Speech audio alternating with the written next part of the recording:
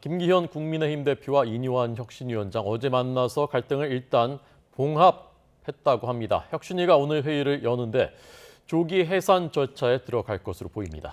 민주당은 대의원 권한 축소 등을 담은 당원 개정 절차를 마무리하는데 비주류의 반발이 만만치가 않습니다. 국회 취재기자 연결돼 있습니다. 박기환 기자. 네, 국회입니다. 네, 지도부와 일단 갈등을 봉합한 국민의힘 혁신이 오늘 회의 연다고 하던데 어떤 내용을 논의하는 거죠? 네, 중진 불출마와 험지 출마 요구 등을 두고 기싸움을 벌여온 김기현 대표와 이뇨한 혁신위원장의 갈등은 어제 회동으로 일단 봉합된 모양새입니다. 이 위원장이 한 발 물러서면서 김기현 대표가 판정승을 거뒀다는 평가도 나왔습니다. 이런 상황에서 오늘 혁신위원회는 회의를 열고 오는 11일 당 지도부인 최고위원회에 보고할 종합혁신안 정리 작업 등을 진행합니다. 특히 오는 24일까지인 활동 기한 전에 혁신위를 조기 해산하는 방안을 검토할 것으로 전망됩니다.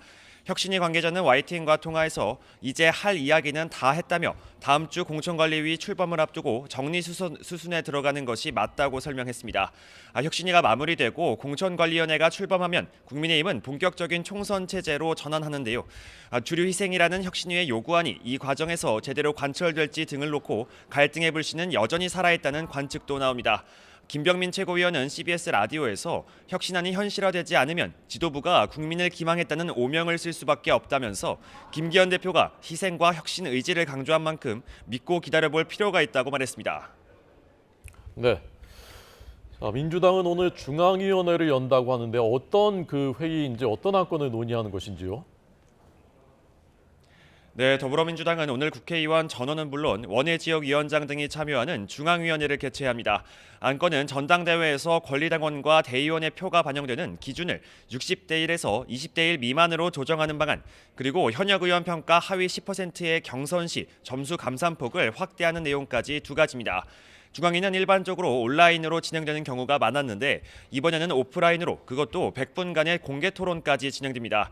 앞서 민주당 지도부가 최고위와 당무위에서 잇따라 당원당규 개정안을 통과시킨 데 대해 일부 비명계에서 충분한 논의가 부족하다며 반발했기 때문인데요.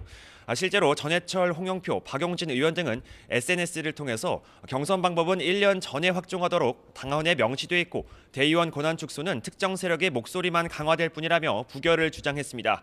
이재명 대표 지지세가 큰 권리당원의 표가 강화되고 비명계 공천 불이익 등이 우려된다는 건데 계파 갈등이 직접 표출될 가능성도 있습니다. 여기에 비명계의 구심점인 이낙연 전 대표의 이재명 대표를 겨냥한 비판도 계속됐습니다.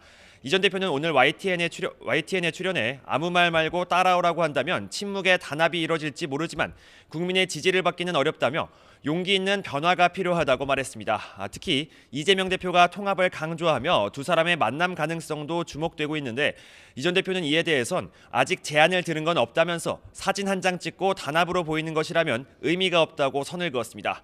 지금까지 국회에서 YTN 박견입니다.